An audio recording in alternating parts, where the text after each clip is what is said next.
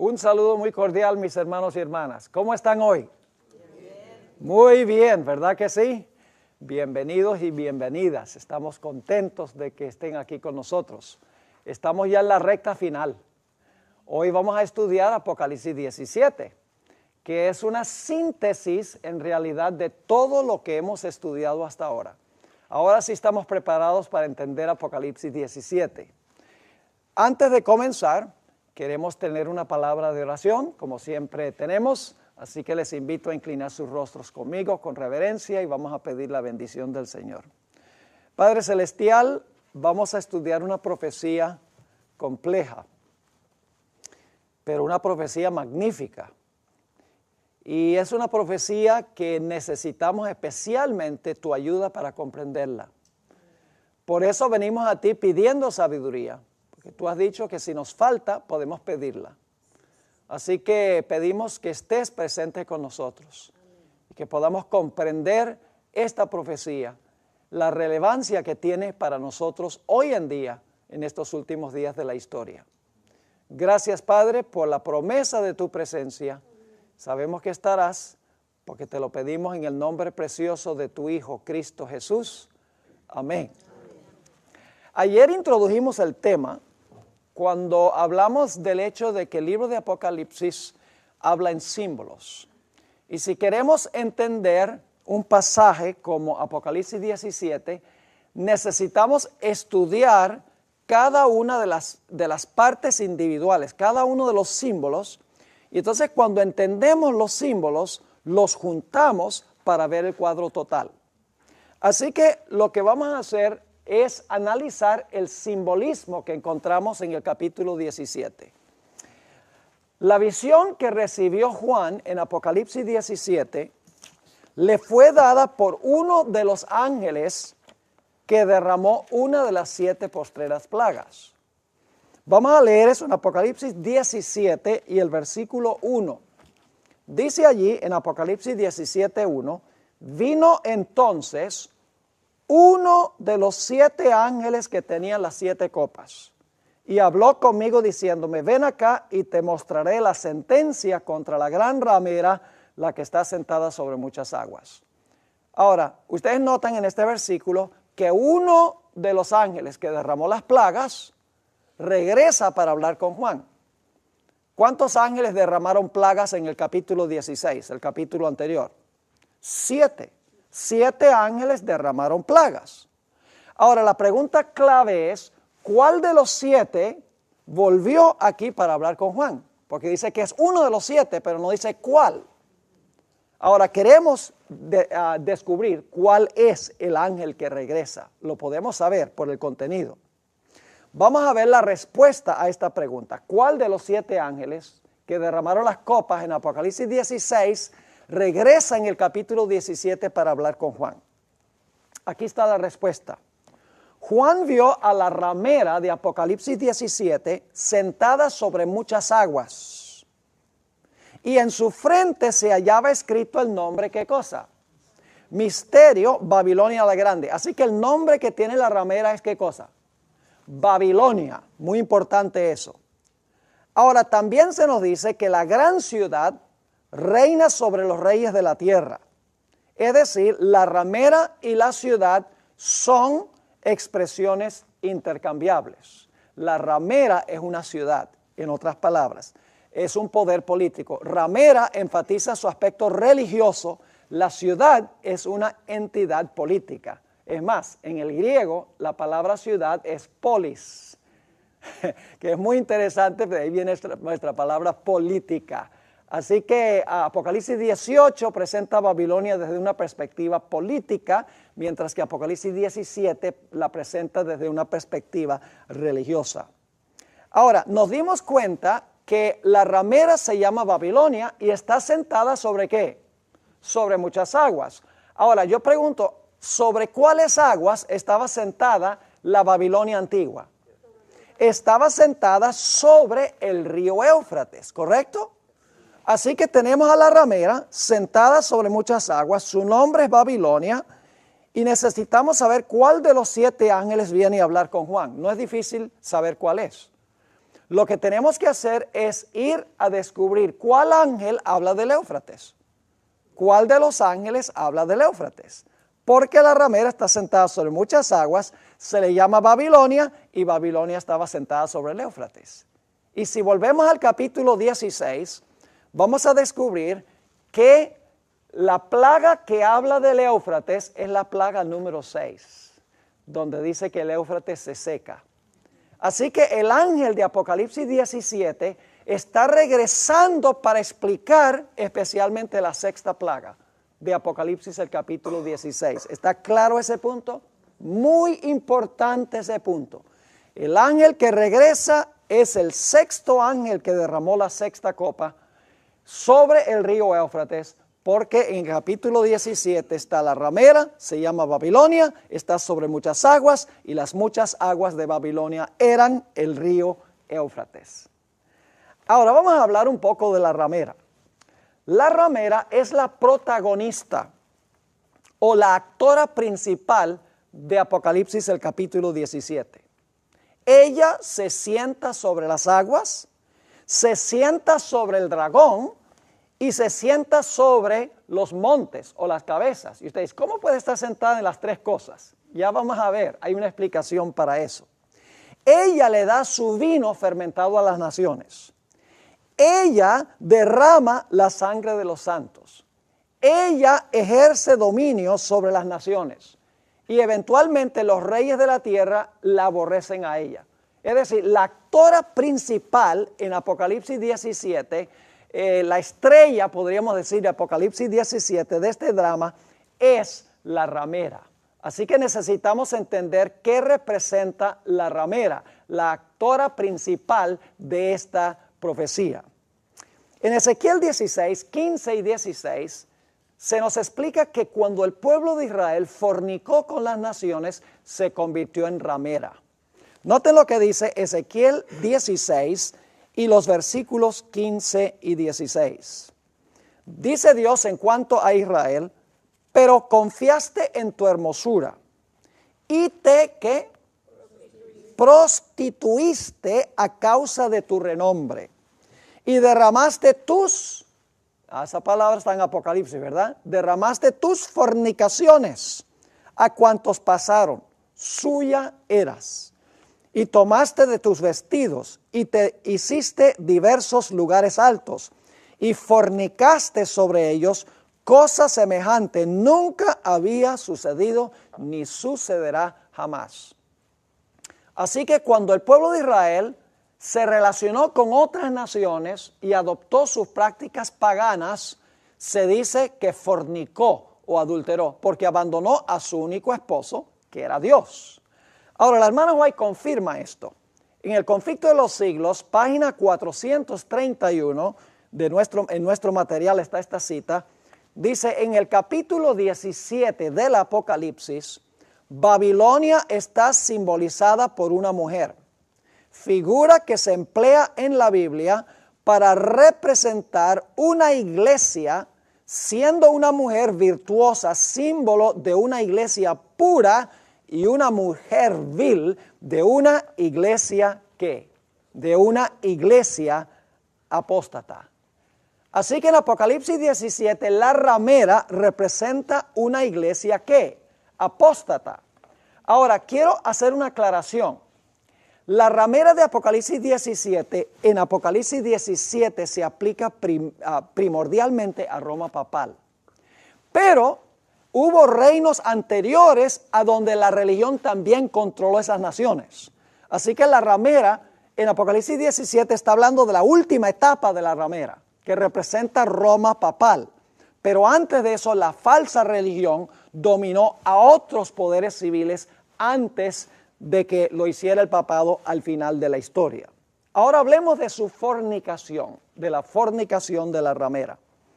Dice en Apocalipsis 17 y el versículo 2, con la cual han fornicado los reyes de la tierra y los moradores de la tierra se han embriagado con el vino de su fornicación. Ese pensamiento se repite en Apocalipsis 18:3, a donde dice, porque todas las naciones han bebido del vino del furor de su fornicación. Y los reyes de la tierra, fíjense, los reyes de la tierra han fornicado con ella y los mercaderes de la tierra se han enriquecido de la potencia de sus deleites. ¿Qué significa el hecho de que la ramera fornica con los reyes de la tierra? Significa sencillamente que es una iglesia que se vincula con los poderes civiles de la tierra. No permanece solo como iglesia, sino que la iglesia se vincula con el poder civil. Ese ha sido el tema central que hemos trazado en todas nuestras clases. Y es que la iglesia se vuelve apóstata cuando apela al poder civil para cumplir su misión y para castigar a los que no están de acuerdo con la iglesia. Y aquí la fornicación de la ramera significa que ella tiene relaciones ilícitas con los reyes de la tierra, con los poderes civiles de la tierra. Así lo explica también Elena White en El Conflicto de los Siglos, página 433. Dice, por su alejamiento del Señor y su alianza con los paganos, la iglesia judía se transformó ¿en qué? En ramera. Roma, ahora hablando del papado, haciendo la comparación, Roma se corrompió de igual manera al buscar el apoyo de los poderes del mundo y por consiguiente recibe la misma condenación. ¿Está claro? ¿Cómo se tornó la iglesia ramera? Dice ella que fue porque buscó el apoyo de los poderes del mundo para cumplir su misión. Ahora vamos a hablar del acto de sentarse. Dice que la ramera es una ramera que fornica con los reyes de la tierra, está metida en la política, en otras palabras, y dice que está sentada, no solamente está sentada sobre las aguas, sino que está sentada también sobre los montes. Y vamos a explicar eso dentro de unos momentos. Ahora, ¿qué significa el acto de sentarse? Vamos a leer el versículo, Apocalipsis 17:1, y entonces vamos a explicar qué significa el acto de sentarse. Dice, vino entonces uno de los 7 ángeles que tenía las 7 copas, y habló conmigo diciéndome, ven acá, y te mostraré la sentencia contra la gran ramera, la que está sentada sobre muchas aguas. Ahora, si ustedes leen con cuidado el capítulo 17, van a descubrir que la ramera está sentada sobre muchas aguas, está sentada sobre la bestia escarlata y está sentada sobre los 7 montes. Y claro, la pregunta inmediatamente es, ¿cómo puede estar sentada sobre esas 3 cosas? Sobre las aguas, sobre la bestia escarlata y sobre los 7 montes. En realidad no hay ninguna contradicción. Eso lo vamos a estudiar. ¿Cómo es posible que ella se sienta sobre estas 3 entidades? Ahora, el acto de sentarse significa que ella ¿qué? Significa que ella domina o ella gobierna sobre estas entidades. Es decir, ella es la reina. Como dice en Isaías 47, yo estoy sentada reina, dice Babilonia, y no veré viudez. Eso es lo que dice Babilonia en Isaías el capítulo 47. Es decir, quiero que recuerden que se sienta sobre las aguas, se sienta sobre la bestia escarlata y se sienta sobre los 7 montes. Domina esas entidades y reina sobre ellas. Ahora vamos a interpretar lo que significan las aguas. Apocalipsis 17:1, no vamos a leer el versículo de nuevo, pero dice que la ramera está sentada sobre muchas aguas. Ahora la pregunta clave es, ¿qué representan las aguas? No hay que adivinar, porque la misma profecía nos interpreta lo que significan las aguas. Noten Apocalipsis 17 y el versículo 15, nos da la explicación de lo que representa este símbolo. Me dijo también, las aguas que has visto donde la ramera se sienta, ¿son qué cosa? Son pueblos, muchedumbres, naciones y ¿qué? Naciones y lenguas. Es decir, las aguas sobre las cuales domina la ramera son muchedumbres, naciones, lenguas y pueblos. Ella gobierna sobre un sistema global, es lo que está diciendo.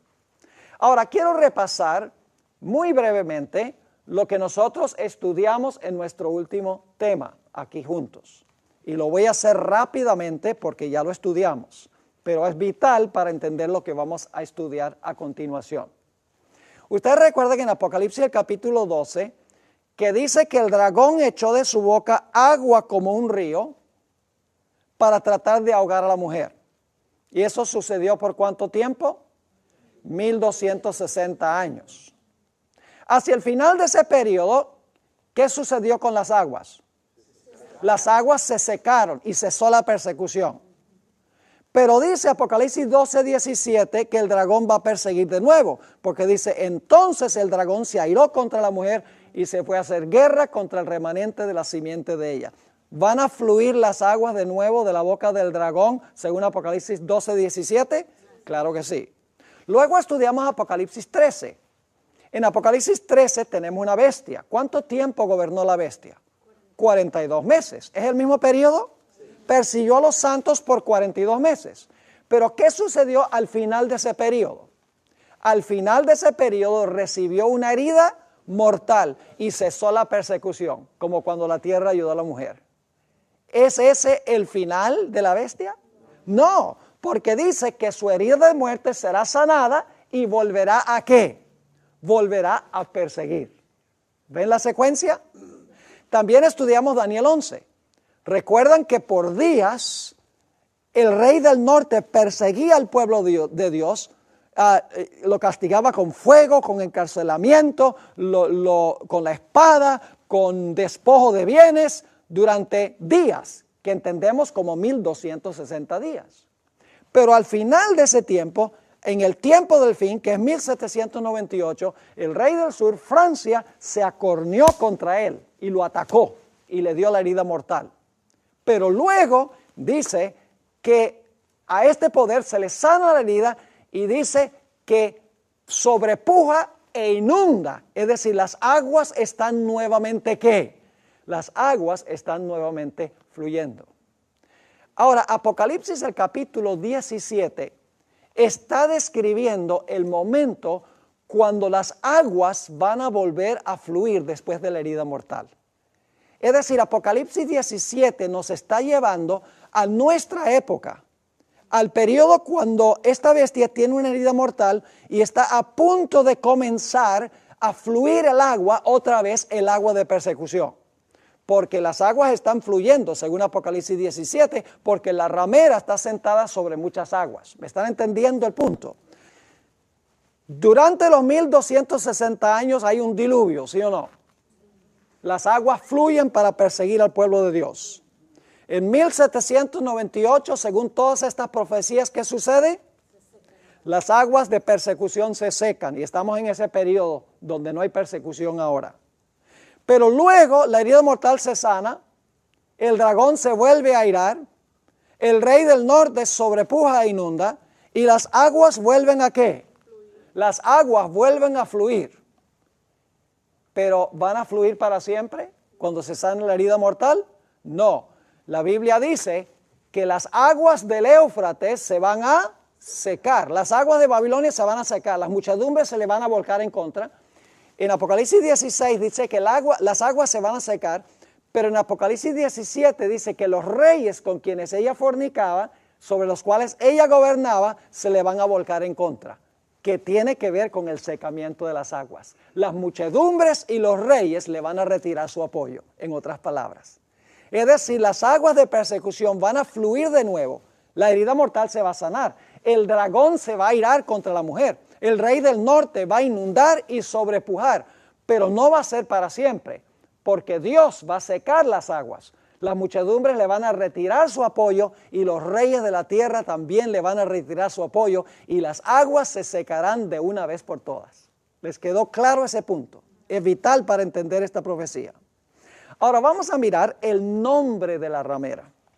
Es muy interesante, se le llama en Apocalipsis 17:5, si van conmigo allí, Apocalipsis 17:5, dice, y en su frente un nombre escrito, un misterio, Babilonia la grande. Y ahora fíjense, la madre de las rameras y de las abominaciones de la tierra. ¿Se le llama la qué? La madre de las rameras. Lo cual significa que debe haber tenido, ¿qué? Hijas. Pero la madre existió antes que las hijas. Eso es lógico, ¿verdad que sí? La madre existió primero y luego tiene hijas. Escuchen, las hijas son lo mismo que el falso profeta. Las hijas son lo mismo que la bestia que se levanta de la tierra. Yo pregunto, ¿la bestia que se levanta de la tierra actúa igualito que la madre? ¿Sí o no? ¿Hace todo para honrar la madre, sí o no? Todo lo hace para honrar la madre. Y esto me hace recordar, y esto es un tema ya para una hora completa, pero me hace recordar la experiencia de Juan el Bautista. ¿Saben que en el Nuevo Testamento a Juan el Bautista se le llama Elías? 3 veces en los evangelios Jesús dice que Juan el Bautista es Elías, no en persona, sino que vino en el espíritu y el poder de Elías. ¿Han ustedes estudiado la muerte de Juan el Bautista? En el Antiguo Testamento la historia de Elías tiene 3 protagonistas principales. Está en primer lugar Jezabel, la ramera. Está el rey Acab, que está fornicando con Jezabel. Y están los falsos profetas de Baal que hacen lo que la ramera dice. Ahora, en el Nuevo Testamento, Juan el Bautista tiene también 3 enemigos que sostienen la misma clase de relación con él. ¿Recuerdan cuando Juan el Bautista murió? ¿Quién quería la muerte de Juan el Bautista? Herodías. ¿Estaba fornicando Herodías? Oh sí, fue reprendida como una fornicaria por Juan el Bautista y no le gustó.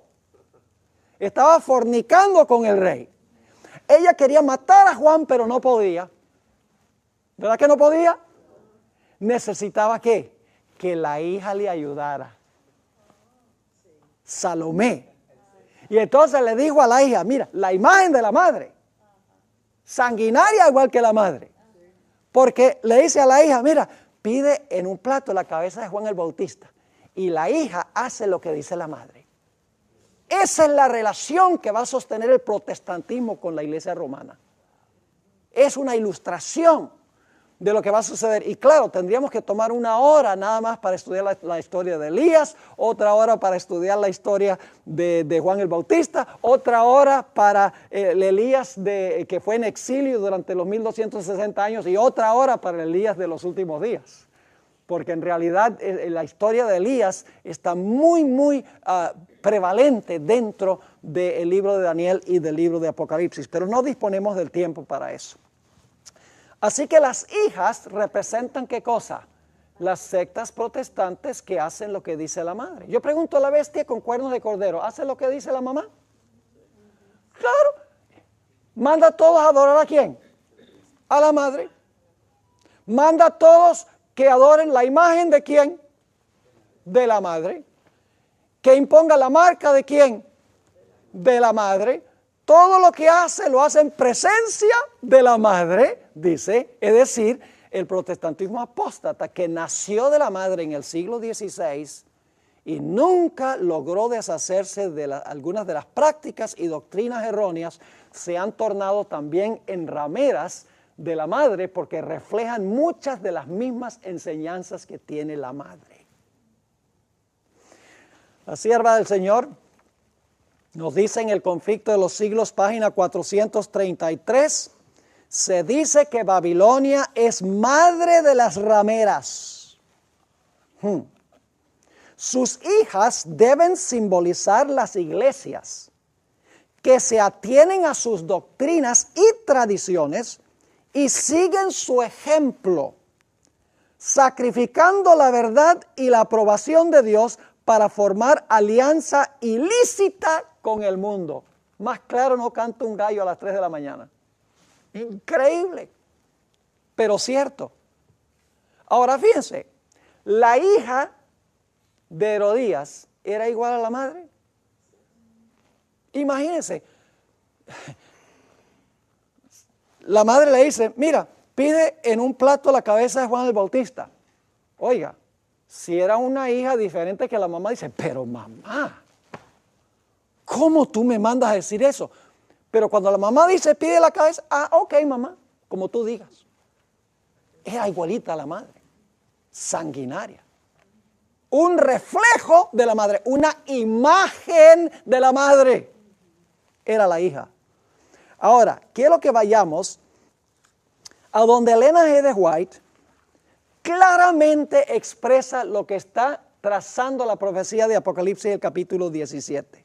Clarísimo. Escuchen lo que dice. En el capítulo 17 de Apocalipsis se predice la destrucción de todas las iglesias. Cuando dice las iglesias, está hablando de las iglesias protestantes. Lo vamos a ver en el contexto. En el capítulo 17 de Apocalipsis se predice la destrucción de todas las iglesias que se corrompen mediante la devoción idólatra al servicio del papado, las cuales beben el vino de la ira de su fornicación. ¿Qué hacen las iglesias? ¿Beben qué cosa? El vino que le da ¿quién? Que le da la ramera. ¿Y qué pasa cuando se beben el vino? Se emborrachan. Y un borracho no puede pensar claramente. Por eso cuando usted estudia el sábado con alguien y presenta todos los argumentos bíblicos, dice, no, yo no entiendo, el domingo, hay que guardar el domingo en honor a la resurrección. Y uno le puede mostrar toda la evidencia bíblica y muchas veces no aceptan porque están borrachos. Entonces hay que esperar que estén sobrios para que entonces puedan razonar y decir, sí, la Biblia dice claramente que es el sábado, para entonces guardar el día que la Biblia dice que debemos guardar. Sigue diciendo la sierva del Señor. Así se representa al poder ¿qué? Papal. Entonces, ¿qué representa la ramera según Elena White? El papado. Dice, así se representa el poder papal, que con todo engaño de iniquidad, por medio de una atracción superficial y un despliegue fastuoso, porque mire, uno ve la Iglesia Católica, es una cosa que impresiona los sentidos. La música y el espectáculo extraordinario. Yo recuerdo cuando murió Juan Pablo II, ¡wow! La música y los colores y la ropa y el oro y la plata y todo eso, deslumbrante. Una vez la hermana White visitó la Catedral de Milán. Y yo tuve el privilegio de estar el año pasado allá en Milán. Y una de las cosas que quería ver era la Catedral de Milán. La hermana White tiene solo una cita donde ella escribió en cuanto a su visita a la Catedral de Milán. Al principio de la cita ella describe cuán impresionada estaba con la arquitectura porque tomó centenares de años construir esa catedral. Es una obra pero maestra. Yo mismo me quedé pasmado. Pero al final de la cita la hermana White dice, al fin y al cabo solo era un montón de extravagancia. Pero impresiona los sentidos. La gente se impresiona por lo que es grande, majestuoso, magnífico y no por la simplicidad de la verdad. Por eso a la gente le gusta mucho a los milagreros que hablan de prosperidad y hacen milagros y matan a la gente en el espíritu y ruedan en los pasillos y hablan en lenguas y se ríen en el espíritu. La gente le encanta lo espectacular. Pero cuando uno les presenta la fría verdad, entonces dicen, no, eso no tiene emoción, eso no es interesante. Pero Dios quiere que nosotros recibamos la verdad y que la verdad penetre a nuestro corazón. Sigue diciendo, así se presenta el poder papal que con todo engaño de iniquidad, por medio de una atracción superficial y un despliegue fastuoso, engaña a las naciones, prometiéndoles, como Satanás a nuestros primeros padres, todo bien a los que reciban su marca y todo daño a los que se oponen a sus falacias. Porque al final esta iglesia va a decir, si tú recibes mi marca, vas a poder comprar y vender y vas a sobrevivir. Pero si tú no recibes mi marca, no vas a poder comprar ni vender y te vamos a matar. Entonces aparentemente dicen, no, yo recibo la marca para que no me maten. Pero yo prefiero que me maten ahora y vivir después que vivir ahora y morir después. Ahora, fíjense lo que sigue diciendo. El poder que tiene la más profunda corrupción interior hará el mayor despliegue. ¿Captaron lo que está diciendo? Mientras más grande la corrupción interior, mayor el despliegue externo. Y eso lo ve también uno a nivel individual. Especialmente cómo se adornan las mujeres. No vamos ahí. Sigue diciendo, el poder que tiene la más profunda corrupción interior hará el mayor despliegue y se vestirá con las más esmeradas señales de poder. La Biblia dice claramente que esto cubre una maldad corrompida y engañadora. Y en su frente un nombre escrito, un misterio, Babilonia la Grande, la madre de las rameras y de las abominaciones de la tierra. Y ahora quiero que noten la última parte de esta cita, que se encuentra en el Comentario Bíblico Adventista, tomo 7, páginas 994 y 995. Fíjense lo que dice. ¿Qué entidad le entrega su reino a este poder? ¿A cuál poder? A la ramera. Es decir, ¿qué entidad le entregará su reino a este poder? Yo pregunto, ¿hay un reino que le va a entregar su poder? Sí, señor. Escuchen lo que dice. El protestantismo. Entonces, ¿el protestantismo en los Estados Unidos es un reino separado de la ramera? Es un reino aparte de la ramera. ¿Cómo no? Eso es importante. ¿Qué entidad le entrega su reino a este poder? El protestantismo. Cuando dice el protestantismo, está hablando del protestantismo en los Estados Unidos. Un poder que mientras afirma que tiene el carácter y el espíritu de un cordero y está aliado con el cielo, habla con voz de dragón. Está movido por un poder que procede de abajo. ¿Cómo entendió Elena G. de White a la ramera? ¿Cómo entendió ella esta profecía? Entendió que se aplica al poder papal, que da un gran despliegue de poder y de ostentación. Y luego dice ella que la bestia que tiene cuernos como de cordero, pero que habla como un dragón, es el emisario de este poder que le va a dar su reino a este poder. Es decir, le va a sanar la herida mortal. ¿Les quedó claro? Ahora, hablemos de otros símbolos que tenemos. Nombres de blasfemia. Dice que la ramera tiene nombres de blasfemia. Ahora, ¿qué es blasfemia según las profecías? Blasfemia significa dos cosas. Es cuando un individuo profesa ser Dios en la tierra y cuando un sistema profesa tener poder para perdonar pecados. Ahora yo pregunto, ¿cuál es la única iglesia en el mundo que profesa tener el representante o el vicario de Cristo en la tierra? La iglesia romana. ¿Y cuál es la única iglesia en el mundo que dice que tiene poder para perdonar pecados? La iglesia romana. Otra característica que demuestra que esto está hablando de la iglesia romana. La vestimenta de la ramera también nos dice que representa la ramera. Dice Apocalipsis el capítulo 17 y el versículo 4, vamos a leerlo. Y la mujer estaba vestida de púrpura y escarlata. ¿Cuáles son los colores predominantes de esta iglesia? Púrpura y escarlata. ¿Ustedes no vieron el funeral de Juan Pablo II? Púrpura y escarlata por todas partes. ¿Saben qué color nunca usa la iglesia católica? El azul. ¿Y saben por qué? Porque el azul representa la ley de Dios.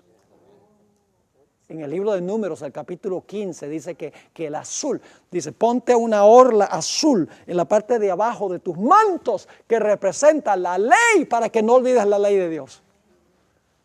Púrpura y escarlata, otra característica, pero hay más. Dice, la mujer estaba vestida de púrpura y escarlata y es muy rica, dice, adornada ¿de qué?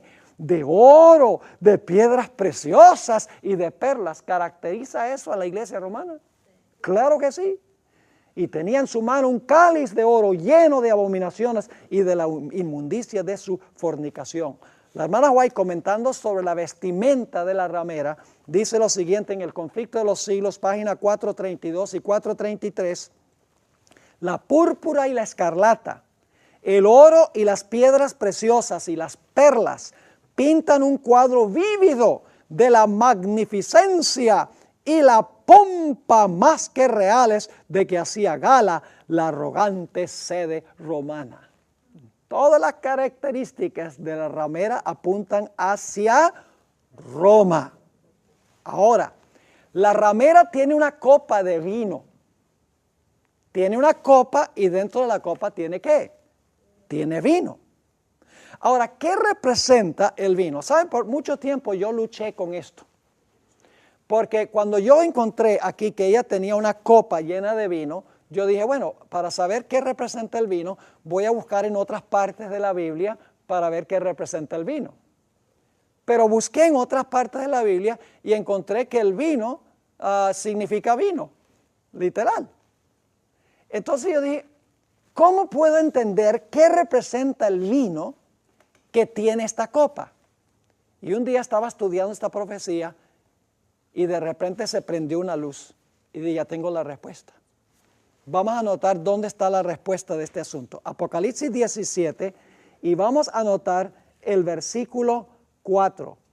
Dice, y la mujer estaba vestida de púrpura y escarlata y adornada de oro, de piedras preciosas y de perlas, y tenía en su mano un cáliz de oro lleno. Ahora, ¿qué tenía el cáliz? Vino, ¿verdad que sí?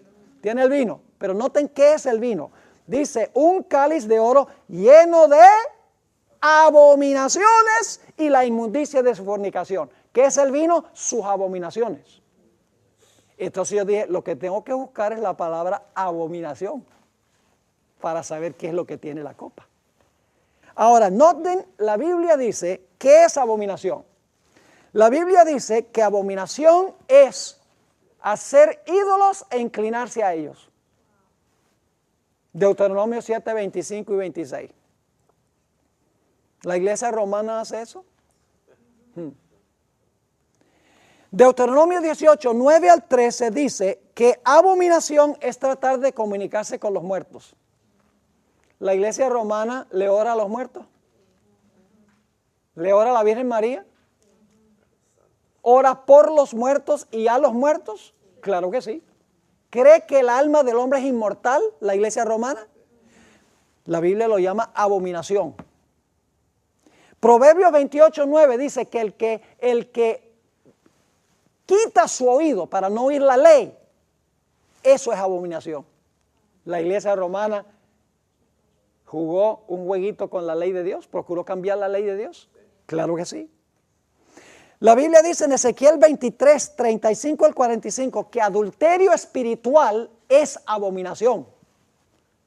La iglesia romana fornica y comete adulterio espiritual con los reyes de la tierra. Claro que sí. Deuteronomio 14, 3 nos dice que comer carnes inmundas es una abominación. ¿Qué dicen inclusive los protestantes? Dicen, no, tú te puedes comer tu chuletica de cerdo. No hay problema. La oración lo santifica. Es decir, la oración bendice lo que Dios maldijo. Dice, esas leyes eran para los judíos. Como si el sistema digestivo de los judíos es diferente que el sistema digestivo de la gente hoy. Esas son leyes de salud. Y las leyes de salud son perennes. No cambian, porque la salud del hombre es siempre igual. Más hoy, cuando se ha degenerado la raza humana, más debemos de vivir en armonía con esas leyes de la salud. Derramar sangre inocente es abominación a Jehová. Según Ezequiel 22, 2. ¿La ramera derrama la sangre de los santos de Dios? Claro que sí. Pero ¿saben cuál es la abominación más grande de todas? La adoración al sol. En Ezequiel el capítulo 8, Dios le muestra, se conoce como el capítulo de las abominaciones. Dios le muestra a Ezequiel una abominación que se está cometiendo entre el pueblo de Dios, no los paganos, en Jerusalén, en el templo de Dios. Y Ezequiel dice, ay Señor, qué terrible esa abominación. Dios dice, eso no es nada, te voy a mostrar algo peor que eso. Entonces Dios le muestra otra abominación. Y Ezequiel dice, pero Señor, terrible. Dios dice, eso no es nada, te voy a mostrar una abominación peor que esa. Y lo que culmina la lista, la peor de todas las abominaciones, es que los varones ancianos, 25 de ellos, tenían su espalda al templo del Señor y tenían el rostro hacia el oriente y estaban adorando al sol. La mayor abominación, la que culmina toda la lista, la adoración al sol. Y usted dice, pero la iglesia católica no adora al sol. ¿Saben una cosa que a mí me impresionó cuando yo hice un tour del Vaticano y del Museo del Vaticano? Es la cantidad de soles que hay por todas partes. Copas con soles, pinturas con soles, capillas con soles, soles, soles, soles, pero por todas partes soles. Ahora, si usted le dice a un católico que adora el sol, ellos dicen, no, pero adoran en el día del sol. Y usted dice, pero no es igual adorar el sol que adorar en el día del sol. Y yo digo que es igual, en principio. Déjenme explicar por qué. Déjenme preguntarles, ¿quién creó el sol? Dios. ¿Lo creó para la adoración? Entonces, ¿qué pasa si usted lo convierte en un objeto de adoración? Eso es idolatría. Ahora pregunto, ¿quién creó el primer día de la semana? Dios. ¿Lo creó para la adoración? No, es un día de trabajo. Entonces, ¿qué pasa si usted lo convierte en un día de adoración? Igual es idolatría. No importa si es un objeto o si es un día. Lo que usted hace para la adoración, que Dios no hizo para la adoración, es idolatría.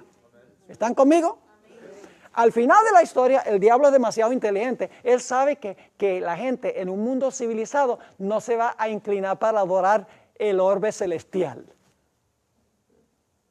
Los paganos sí. Pero Satanás sabe que la gente es demasiado sofisticada para inclinarse a adorar al sol y pensar que el sol es un dios. Pero el diablo se las ha arreglado para que el mundo cristiano adore en el día del sol, Sunday, se llama en inglés, dies solis, como lo denominó Constantino cuando él hizo su ley dominical, y el principio es el mismo, porque se está guardando como santo un día que Dios nunca santificó. Así que yo pregunto, ¿la iglesia romana tiene todas esas abominaciones en su copa? Oh, ya. Ahora, les leo una cita de la hermana White. La viejita sabía todo esto. Y ustedes notan que vamos a la Biblia, a Elena White. Luego Elena White, la Biblia. Nunca nos quedamos con Elena White. Ella amplía y explica, pero siempre vamos a la Biblia primero. Pero ella nos ayuda porque ella explica y amplía de una forma clara lo que la Biblia ya contiene. Testimonios para los ministros, página 59. Las denominaciones religiosas caídas son Babilonia. Babilonia ha estado promoviendo doctrinas venenosas. El vino del error.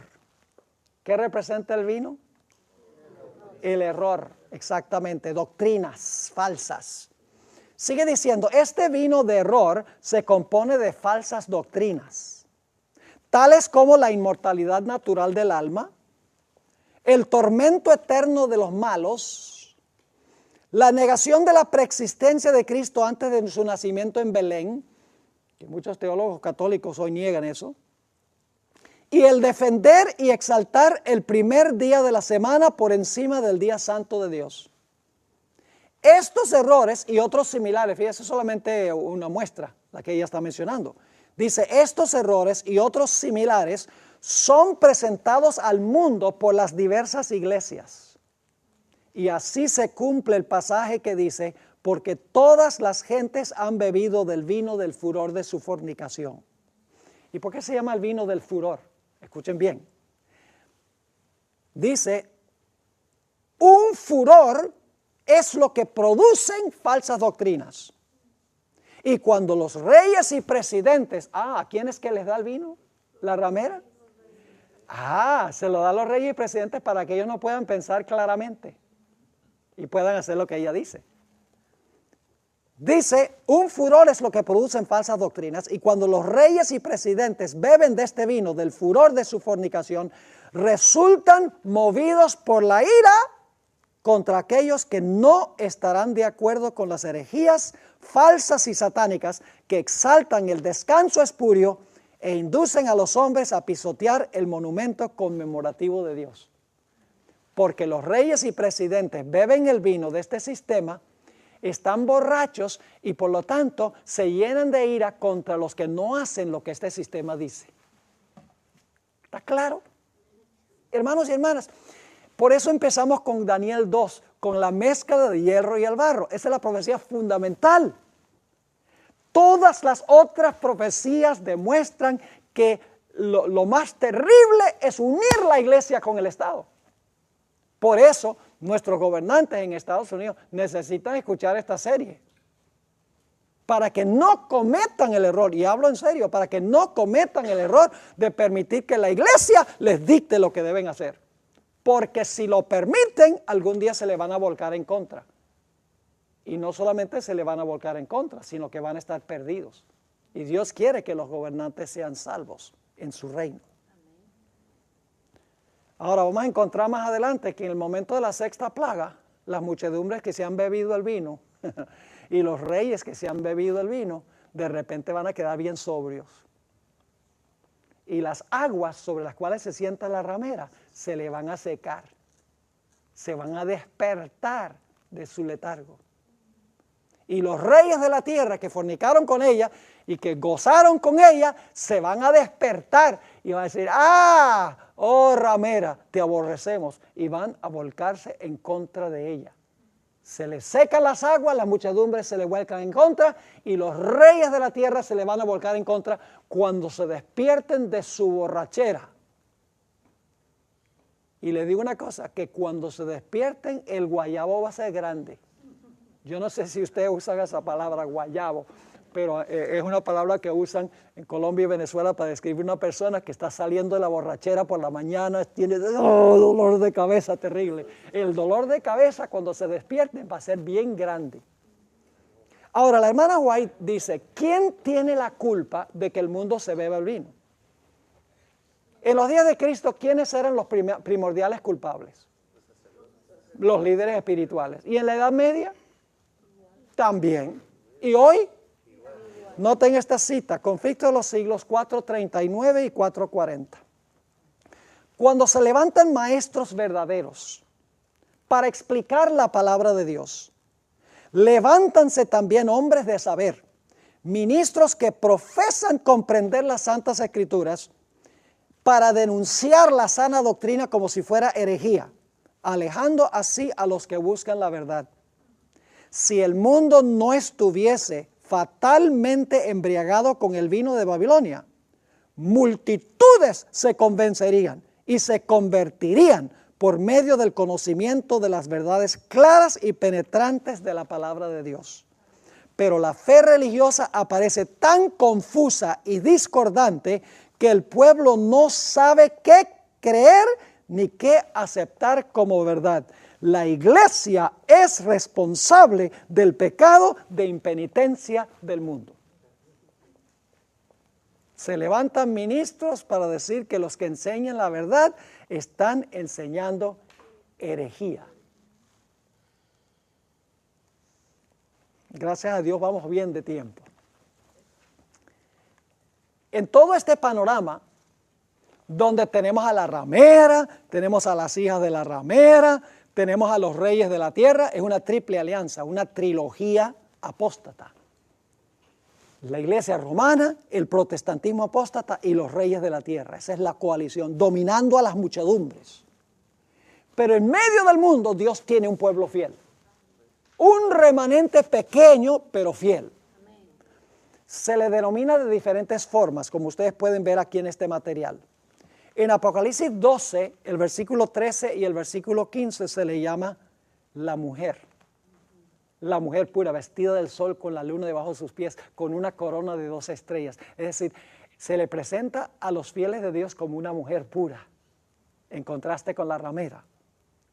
En Apocalipsis 12, 17 se le describe como el remanente de la simiente de ella, contra los cuales está enojado el dragón. En Apocalipsis 13, 7 se le llama los santos del Altísimo. Y en Apocalipsis 17, 6 se le llama los santos y los mártires de Jesús. ¿Va a tener Dios un remanente fiel, mis hermanos y hermanas, en medio de la apostasía global? Sí, Señor. Y no va a ser la mayoría, sino la minoría. Porque la mayoría nunca ha estado con Dios. ¿Cuántos en los días de Noé? Uno. Y la familia se le juntó. Dice, he hallado a Noé fiel. Dice ahí en Génesis el capítulo 7, dice, Noé el fiel, y la familia se le arrimó. Pero la familia, claro, lógico, también eran fieles y aceptaron el mensaje. A través de toda la historia es un grupito pequeño, un remanente pequeño el que es fiel. Pero al mundo le encantan las cosas grandes. Dice, ¿cuántos miembros tiene su iglesia? 20 millones. Mi iglesia tiene 1,000 millones. Como si el número fuera lo que determinara. No es el número, sino la fidelidad a la verdad de la palabra de Dios. Dice en el Conflicto de los Siglos, página 433, la potencia que por tantos siglos dominó con despotismo sobre los monarcas de la cristiandad es Roma. Y de ninguna otra potencia se podría decir con más propiedad que estaba embriagada de la sangre de los santos que de aquella iglesia que ha perseguido tan cruelmente a los discípulos de Cristo. Ahora hablemos del dragón con 7 cabezas. Y solo les voy a leer, porque nada más tenemos unos pocos minutos, solo les voy a leer una cita de J.N. Andrews. Considero yo que J.N. Andrews es el más grande erudito que ha tenido la Iglesia Adventista en su historia. Extraordinario. Y voy a leerles la cita que él da sobre las 3 bestias.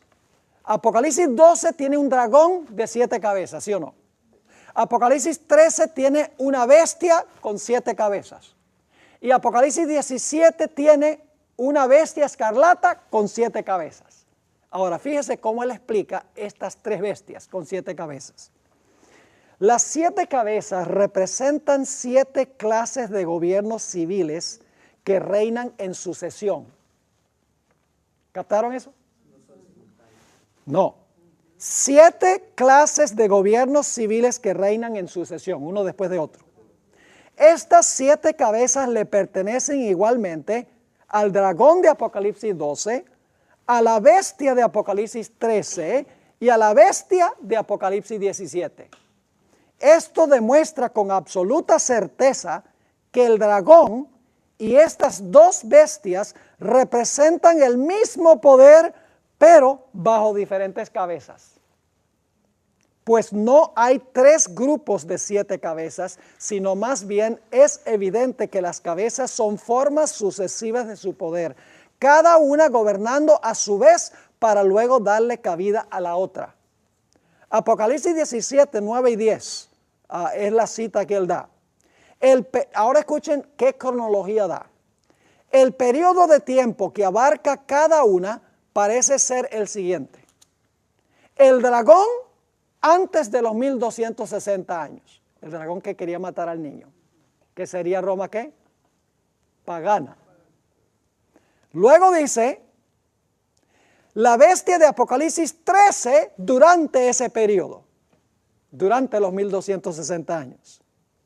Y la bestia de Apocalipsis 17, desde que se le suministró la herida mortal y fue llevada cautiva al concluir ese periodo. ¿Está clara esa cita? Es decir, el dragón de Apocalipsis 12 representa el periodo de Roma imperial. La bestia de Apocalipsis 13 representa Roma papal en su primera etapa. Y la bestia de Apocalipsis 17 representa a Roma papal en el tiempo del fin, cuando sea sanada su herida. Según J.N. Andrews, esa es la interpretación correcta, y yo creo que al estudiar esto vamos a darnos cuenta que en efecto su interpretación es correcta. Es decir, que cada una de las bestias, la bestia de Apocalipsis 12, 13 y 17, representa el mismo poder, pero en diferentes periodos históricos.